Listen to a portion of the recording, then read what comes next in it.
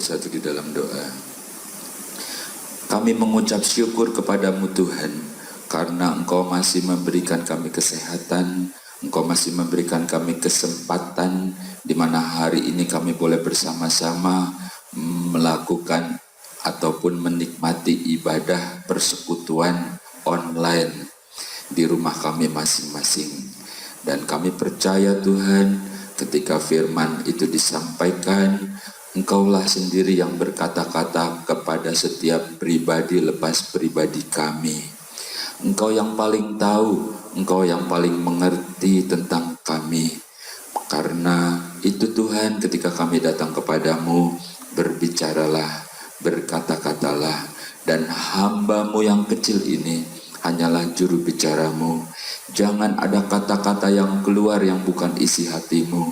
Biar kiranya Engkau sendiri Tuhan, supaya setiap pribadi yang mendengar percaya, lalu Engkau memberkati, Engkau memulihkan mereka. Di dalam nama Tuhan Yesus Kristus, dan kami yang siap untuk diberkati oleh firman Tuhan, bersama-sama kita katakan amin. Bapak Ibu Saudara-saudara, kita berjumpa kembali pada hari ini pada ibadah online kita. Tentu saja bagi saudara yang baru bergabung dengan kami dalam ibadah online ini, kami ucapkan selamat datang, kami senang, dan kami juga selalu berdoa agar saudara juga tetap sehat, tetap semangat. Kita patuhi PSBB, tetap di rumah untuk kita memutus mata rantai penyebaran COVID itu, dan secepatnya kita kembali menjadi seperti normal, seperti biasa. Nah, Bapak Ibu Saudara, hari ini berbeda dengan hari-hari biasanya, karena saat ini kita dalam ibadah online ini adalah suatu hari yang khusus, hari yang spesial bagi umat Kristiani, karena hari ini kita merayakan hari di mana Yesus Kristus, atau saudara-saudara kita yang lain menyebutnya Isa Al-Masih, itu naik ke surga.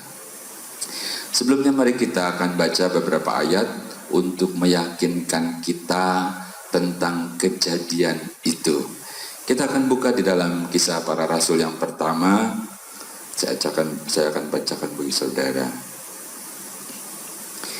Kisah Para Rasul yang pertama, mulai ayat yang ke-9. Sesudah ia mengatakan demikian, terangkatlah ia disaksikan oleh mereka, dan awan menutupnya dari pandangan mereka. Ketika mereka sedang menatap ke langit waktu ia naik itu, tiba-tiba berdirilah dua orang yang berpakaian putih dekat mereka, dan berkata kepada mereka, "Hai orang Galilea, mengapakah kamu berdiri melihat ke langit?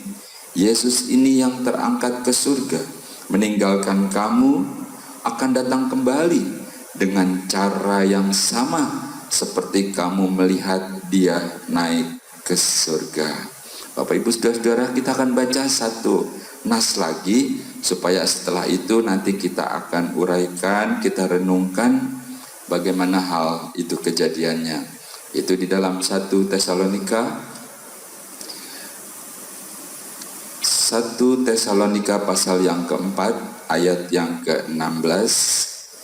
Sebab pada waktu tanda diberi, yaitu pada waktu penghulu malaikat berseru dan sangkakala Allah berbunyi, maka Tuhan sendiri akan turun dari surga, dan mereka yang mati dalam Kristus akan lebih dahulu bangkit.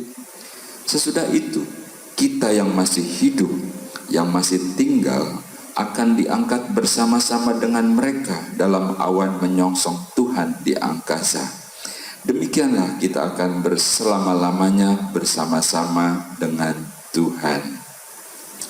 Bapak Ibu Saudara-saudara, dua nas ini kita sudah baca. Kenapa demikian? Dan saya hubungkan dengan 1 Tesalonika. Karena kenaikan Yesus itu lalu malaikat berkata, dan juga kedatangannya. Jadi kisahnya ketika Yesus terangkat, lalu murid-muridnya pada melongok gitu, ngeliatin, bingung, heran, takjub. Lalu tiba-tiba ada dua orang berpakaian putih, ya, katakanlah itu dua orang malaikat, lalu bilang, "Hai orang Galilea, mengapa kamu memandang bahwa Yesus yang terangkat ke surga itu, dia akan turun kembali dengan cara yang sama." Yesus dalam hal kelahirannya dinubuatkan dari sekian ribu tahun yang lalu dan tepat. Demikian juga ketika kematiannya, dan dikatakan pada hari yang ketiga dia akan bangkit kembali, dan itu juga tepat seperti nubuat. Dan itu itu sudah dibuktikan bahwa Yesus itu dia mengunjungi murid-muridnya, terus berbicara kepada banyak orang sampai dia juga terangkat. Bahkan ada seorang Thomas, muridnya yang tidak percaya, dan dia sempat mencucukkan jarinya dan dia melihat bahwa betul-betul Yesus itu bangkit karena ada dagingnya, begitu ya. Dan ketika hari ini kita memperingati, itu adalah hari kenaikannya. Nah, ketika Yesus naik ke surga, itu malaikat bilang nanti dia akan turun kembali. Jadi dari kelahiran, kematian, kebangkitan, kenaikannya, itu semua sudah digenapi semua. Hanya yang belum adalah kedatangannya kembali. Mungkin kita, generasi kita yang akan melihat, atau mungkin juga beberapa generasi setelah kita. Kita tidak tahu tentang hal itu. Kalau ada yang mengatakan dia tahu, itu berarti saudara harus koreksi lagi gitu ya, karena hal itu tidak ada yang tahu. Namun dikatakan kita harus selalu tetap berjaga-jaga.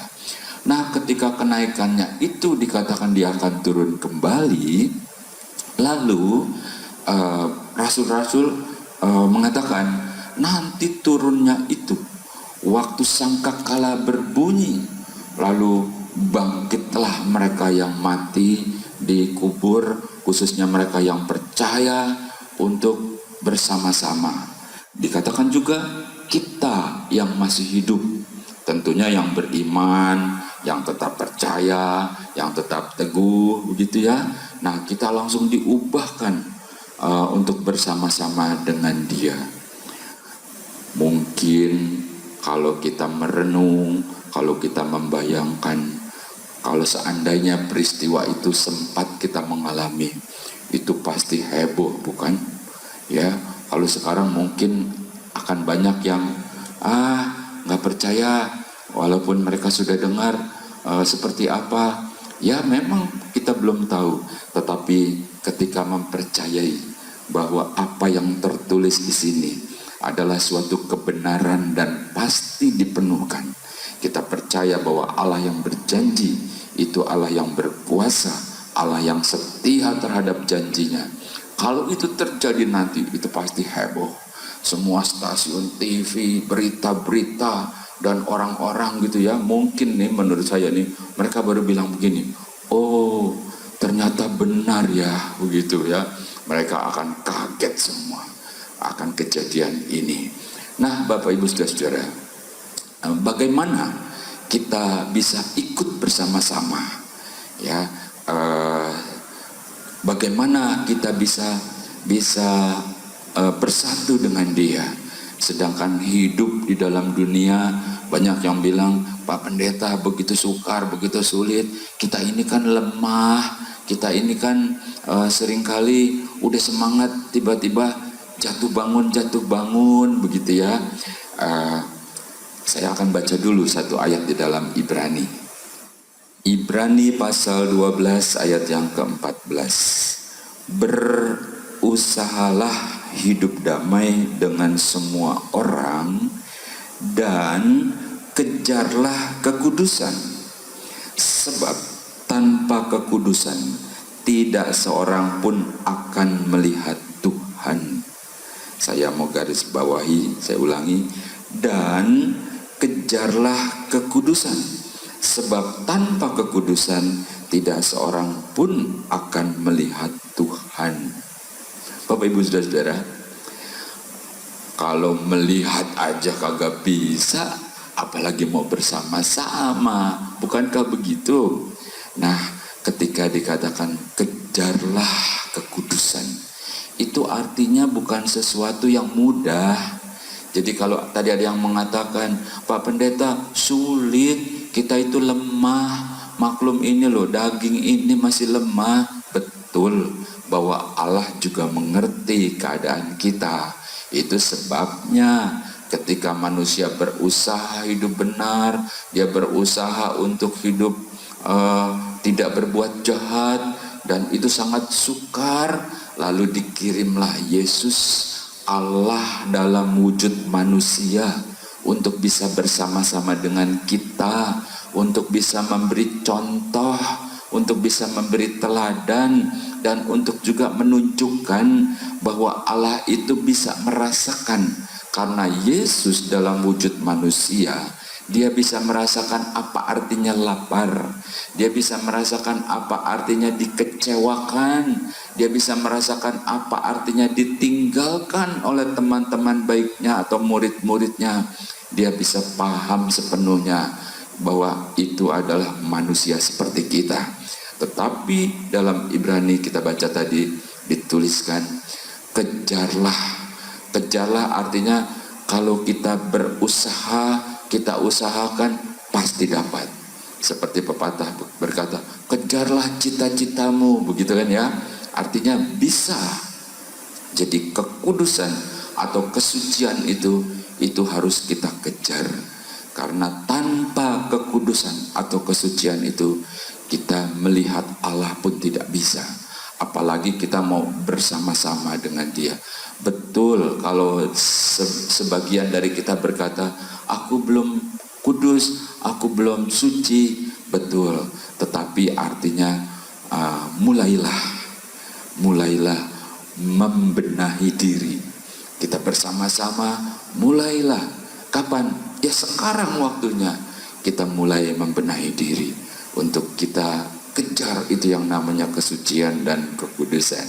Kita lanjutkan, oke. Nah, kesucian dan kekudusan ini adalah cara Allah untuk kita bisa bersama-sama dengan Dia. Artinya Tuhan Allah kita, Dia tuh niat karena Dia sayang sama kita.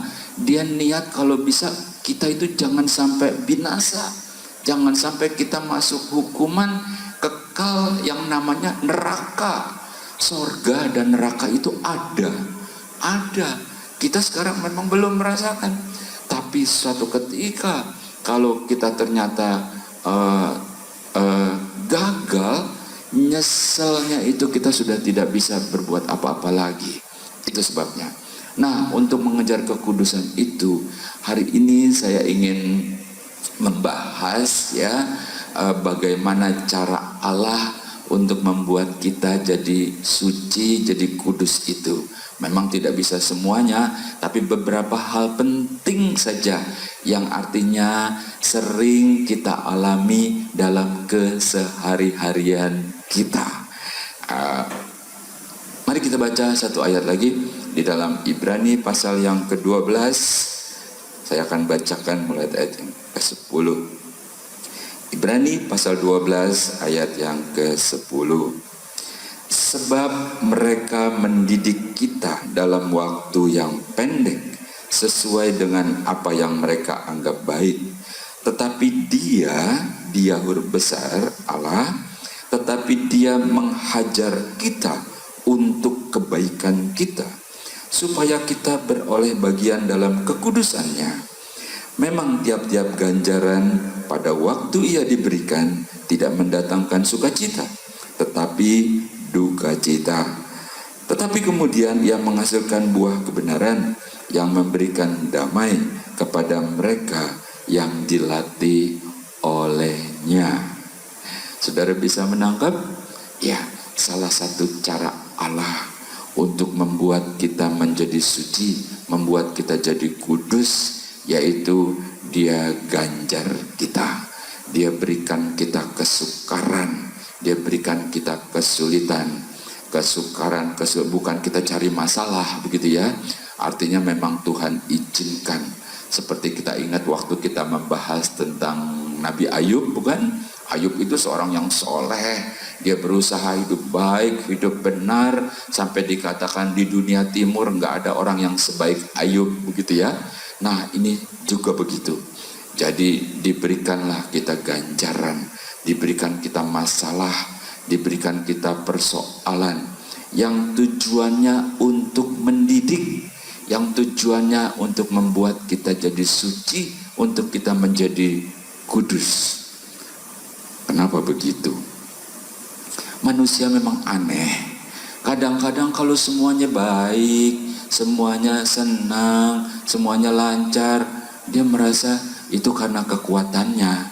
Dia merasa itu karena aku bekerja keras. Dia merasa karena aku sekolahnya tinggi. Padahal dia lupa kalau nafasnya saja, oksigen yang dia sedot itu masuk dan keluar gratis, itu adalah anugerah Allah, bukan? Nah, jadi hal yang pertama, Allah bisa melakukan kita, mendidik kita untuk kita menjadi suci dan kudus, yaitu melalui kesengsaraan. Apa misalnya? Bisa melalui penyakit, ya. Tiba-tiba diizinkan Tuhan lalu jadi sakit. Wah, udah sakit ini tambah lagi double penyakitnya.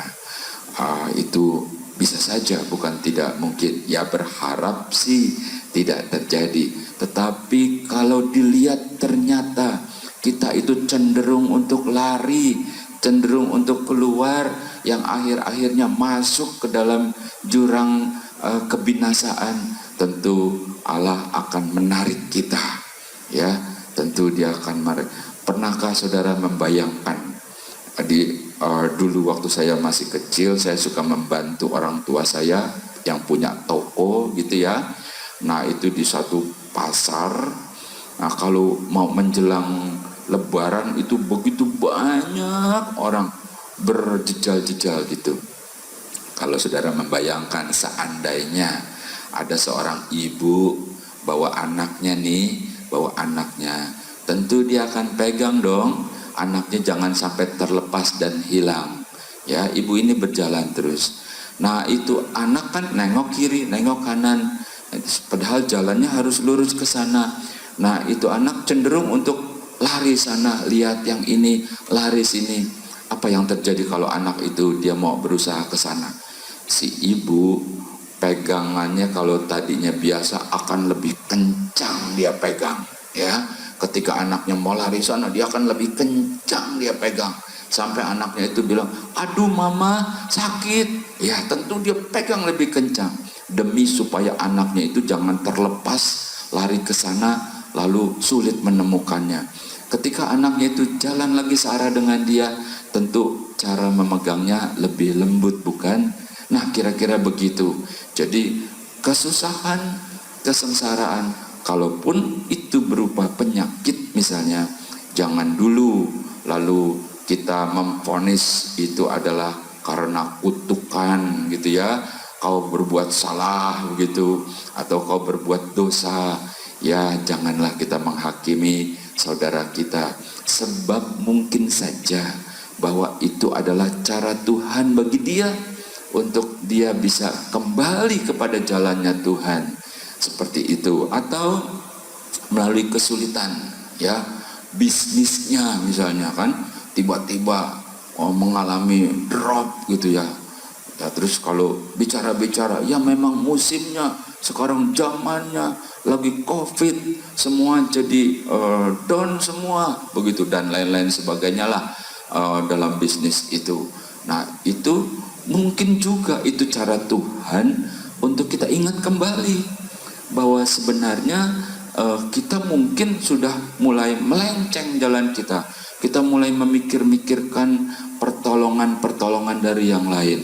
Padahal firman dituliskan, bersandarlah, berharaplah hanya kepada Tuhan, jangan kepada akal budimu.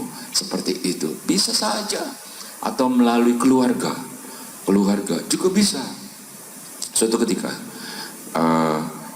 ada satu keluarga yang setia, orang tuanya, anak-anaknya, sekeluarga beribadah, setia, baik. Bahkan sampai salah satu anaknya sesudah dewasa, menikahnya pun kita nikahin. Setelah menikah juga baik, wah luar biasa, ya, setia, baik. Namun apa yang terjadi? Setahun, 2 tahun, 5 tahun, sampai 10 tahun, ditunggu-tunggu, sang buah hati tidak muncul-muncul. Mulailah, gimana ini ya, walaupun cinta sama cinta, wah jangan-jangan suamiku nanti mulai lihat kiri lihat kanan nih, wah mulai cari-cari alasan. Nah, suami mulai berpikir-pikir nih, wah aku ini anak laki satu-satunya, masa nanti tidak ada keturunanku. Wah, jadi mulai sesuatu yang mulai tegang begitu ya, tegang. Ditanya Pak Pendeta, bantu doa. Nah, pendeta cuman bilang begini, ya, tetaplah kuat. Saya bilang begitu, tetaplah setia, tetaplah beriman, percaya bahwa Allah itu berkuasa, bahwa Allah itu mengasihimu dan keluargamu, bahwa Allah yang berjanji itu Allah yang setia. Ditunggu 10, 11, pada tahun yang ke-12 dia bersaksi, ibunya bersaksi, saya tetap bertekun, saya tetap percaya. Pada akhirnya anak itu hamil, anak saya itu. Ya sekarang anaknya sudah 4 tahun atau 5 tahun, seorang anak yang lucu. Seandainya lemah, tunggu 5 tahun, mana Tuhan? Tuhan janji, pendeta cuman ngomong doang, ngarang doang. Padahal apa yang disebutkan di sini ya cuma dibacakan. Bagaimana kita mempercayai atau kita anggap itu cuma cerita-cerita kosong, itu terserah engkau. Ketika engkau mempercayai, maka firman itu bukan perkataan pendeta, tapi perkataan Allah sendiri. Dia akan menjadi sesuatu yang hidup, yang akan mengerjakan sesuatu dalam hidupmu. Dan pada tahun yang ke-12, lalu muncullah si buah hati itu. Banyak kita pada awalnya kita begitu setia, pada awalnya kita semangat. Begitu pendeta menyampaikan firman, teriaknya juga paling kencang, amin. Apalagi kalau soal berkat tuh, ini dia nih yang aku seneng nih, ini yang aku tunggu-tunggu nih. Wah begitu. Tapi kalau dibilang soal melayani Tuhan, membawa persembahan, wah kalau yang itu mah ntar dulu dah. Nah banyak kali begitu. Nah sebaiknya kita lakukan saja dengan iman, dengan percaya. Banyak ketika kita semangat, kita bergumul, ada masalah, berdoa kurang, berpuasa katanya kan. Tapi gak pernah jawaban itu ada. Tunggu, mana nih? Wah kurang sakti nih rupanya nih. Allah yang ini, udahlah cari yang di sana aja no, yang di pojok sana, yang di gang buntu sana no, di bawah pohon. Wah udah mulai goyah. Akhirnya dia lari. Bayangkan seandainya kita tahu Allah ini sudah dekat untuk menjawab. Allah ini sudah hampir waktunya, karena dia sedang membuat kita menjadi kuat, membuat kita menjadi tetap beriman gitu ya. Udah dikit lagi tiba-tiba menjadi lemah, tiba-tiba lari. Wah saya merenungkan ya, saya pikir aduh bodoh benar. Mungkin ketika Allah datang, Allah cari kan, Allah cari mana dia tuh, mana yang kemarin, wah gitu kan, semangat baru sekian, ternyata orang itu sudah tidak ada. Ya, jadi sangat disayangkan banget kalau hal itu terjadi. Saya percaya ini tidak terjadi sama kita, bukan? Karena kita ini akan tetap terus bersemangat. Apapun yang terjadi, terus berpegang. Apakah saudara masih ingat waktu di dalam kisah di sini ada 3 orang pemuda? Masih ingat? Namanya siapa? Sadrak, Mesak, Abednego. Iya, 3 orang pemuda itu juga begitu. Ya, disuruh menyembah kepada patung yang dibuat. 3 pemuda itu tidak mau. Rajanya bujukin. Udahlah, kau tinggal nunduk 3 kali doang. Berapa susahnya sih? Habis itu kau bebas. Sebab udah terlanjur nih, aku sudah bikinkan titah begini, hukumanmu itu masuk dapur api. dipanggang kamu. Tapi 3 pemuda ini dengan tekad kuat, dengan iman dia percaya. Sebaiknya Tuanku Raja tahu kalau Tuhan yang aku sembah itu akan menolong aku, dia akan tolong aku.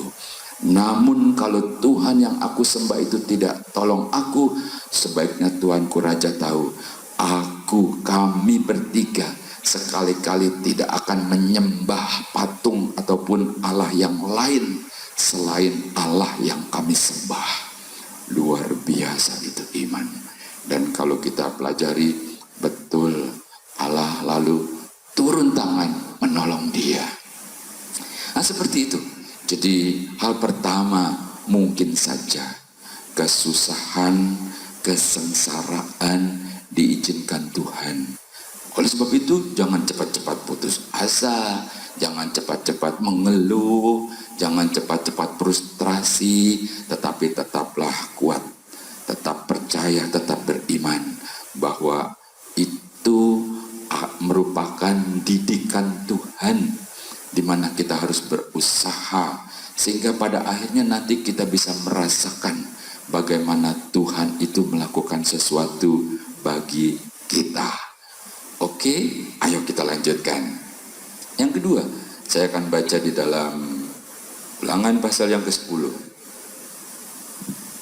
Maka sekarang, hai orang Israel, apakah yang dimintakan daripadamu oleh Tuhan Allahmu selain dari takut akan Tuhan Allahmu, hidup menurut segala jalan yang ditunjukkannya, mengasihi Dia, beribadah kepada Tuhan Allahmu dengan segenap hatimu dan dengan segenap jiwamu, berpegang pada perintah dan ketetapan Tuhan yang kusampaikan kepadamu pada hari ini, supaya baik keadaanmu.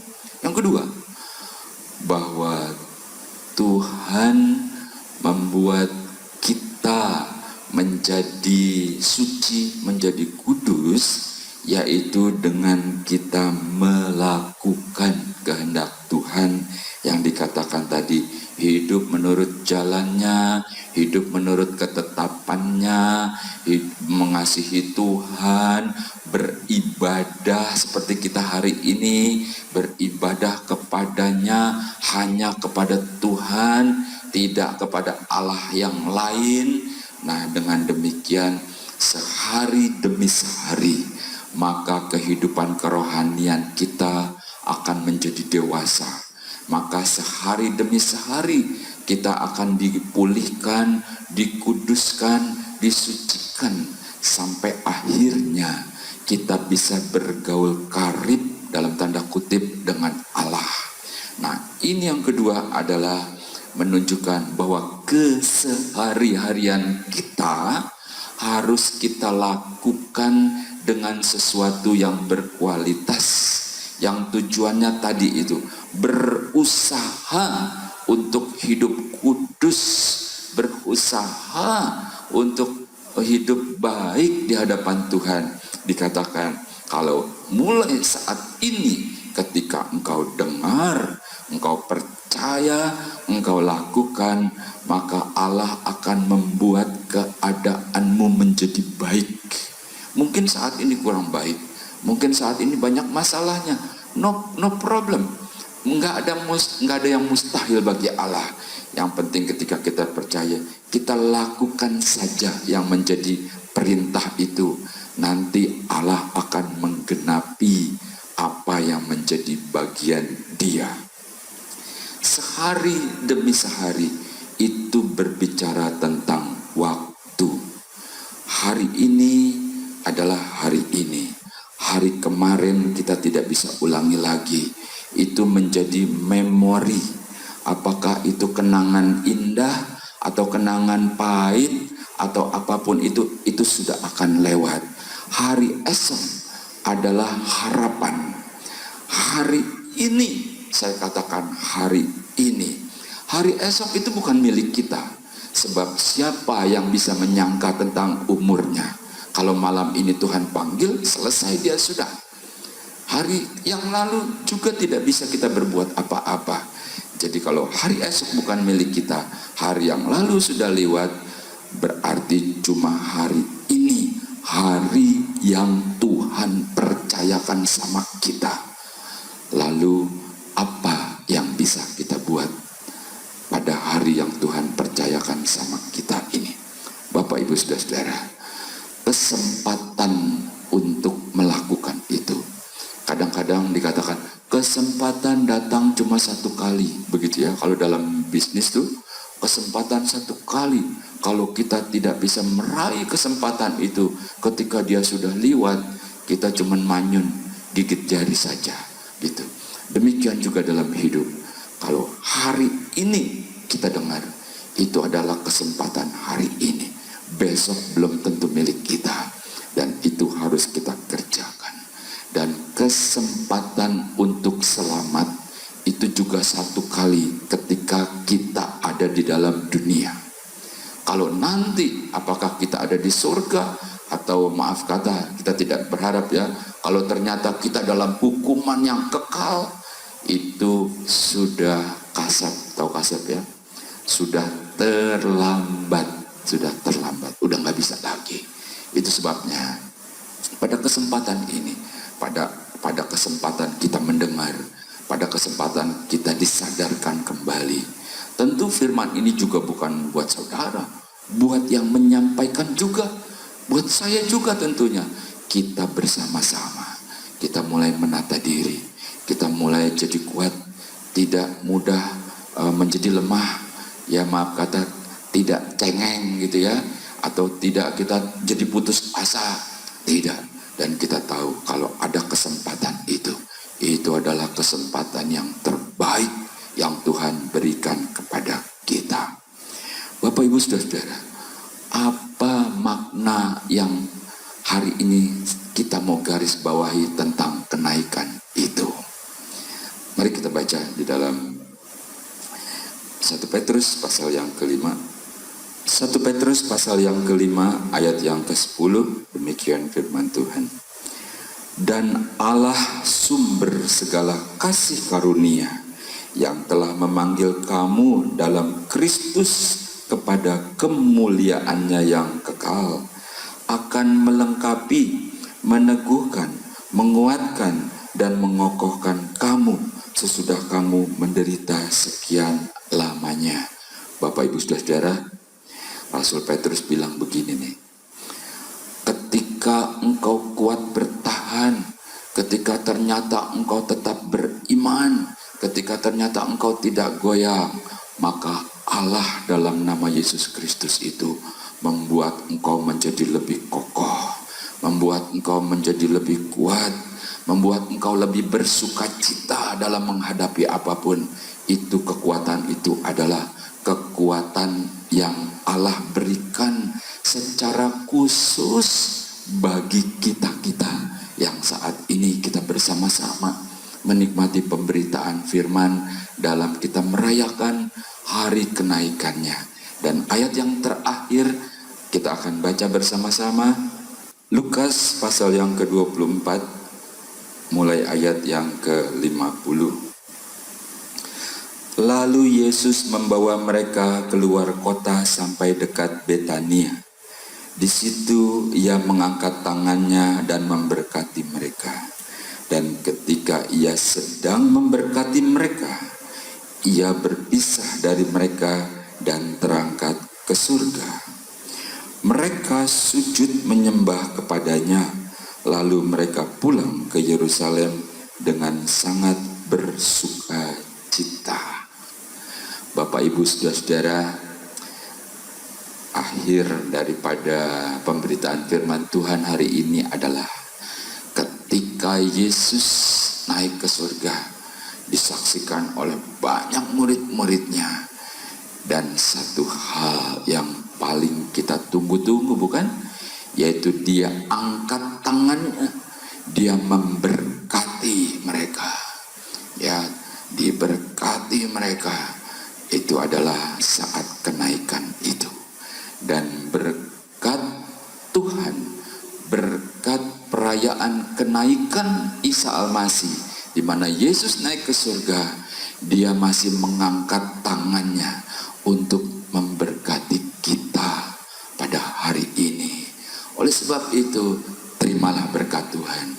Terimalah berkat kenaikan Yesus ke surga yang membuat kita jadi kokoh, membuat kita jadi mulia, kita ditempa, dilatih, walaupun dengan kesengsaraan, melalui kesehari-harian kita, dan semuanya mendatangkan kebaikan, dan kita akan lihat bahwa Allah yang kita sembah di dalam nama Yesus Kristus, dia kenal engkau secara pribadi, dia tahu permasalahanmu, dia tahu doa-doamu, dan dia itu tidak akan tinggal diam. Kenapa? Karena dia mengasihimu, mengasihi kita semua. Dan ketika kita kuat, kita akan lihat bagaimana Allah melakukan mujizat, bagaimana Allah menolong engkau, supaya saudara-saudaramu melihat, supaya teman-temanmu melihat, supaya banyak orang melihat bahwa Allah yang kita sembah di dalam nama Yesus Kristus adalah Allah yang kasih. Satu kata tentang Yesus, yaitu kasih. Ketika kita juga mengasihi Allah, kita akan melakukan segenap hukumnya.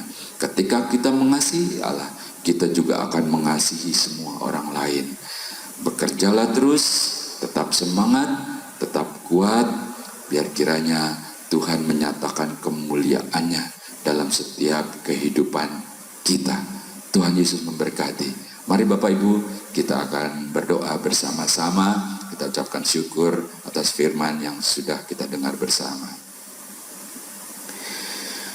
Kami mengucap syukur kepadamu Tuhan, karena hari ini Engkau masih berkenan memberikan kami kesempatan untuk bisa mendengar suaramu melalui firman, melalui online ini Tuhan. Biar kiranya setiap kami yang mendengar, setiap kami yang beribadah melalui ibadah online, biar kiranya Engkau menjangkau setiap kami. Biar kiranya perkataanmu sendiri, Engkau berkata-kata di dalam hati kami, memberikan kami kekuatan, memberikan kami tetap teguh, memberikan kami tetap semangat dalam keseharian kami. Kami percaya Tuhan bahwa Engkau Allah yang kami sembah di dalam nama Yesus Kristus adalah Allah yang berkuasa. Walaupun saat ini kami mengalami banyak permasalahan, walaupun permasalahan kami ini seakan-akan begitu berat, begitu sulit dan begitu rumit, yang kami sendiri tidak mampu Tuhan, namun kami percaya bahwa Engkau lebih besar dari permasalahan kami. Namun kami percaya bahwa Engkau sanggup menyelesaikannya, sebab kekuatan kami adalah Engkau Tuhan, Engkau yang menolong dan menyertai kami. Biar kiranya kemuliaan-Mu nyata dalam hidup kami, nyata dalam keluarga kami, nyata dalam bisnis kami, nyata dalam anak-anak, mantu, sampai cucu-cucu kami yang terkemudian, sampai kami bertemu dengan Engkau. Di dalam nama Tuhan Yesus Kristus, biar kiranya setiap firman ini menjadi berkat bagi setiap kami, siapapun kami yang mendengarkannya, yang percaya. Dan biar kiranya Tuhan, Engkau berikan kami kesehatan, Engkau berikan kami kekuatan. Kami terus patuhi PSBB, kami terus tinggal di rumah untuk memutus mata rantai penyebaran COVID-19 ini Tuhan. Dan kami berdoa, biar kiranya secepatnya Engkau halaukan, supaya kami bisa kembali beraktivitas. Kami dan keluarga kami dan bangsa kami menyerahkan sepenuhnya.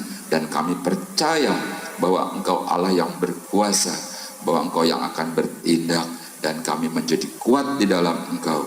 Di dalam nama Tuhan Yesus Kristus, kami pohonkan semuanya ini. Bersama-sama kita katakan, amin. Tuhan Yesus memberkati.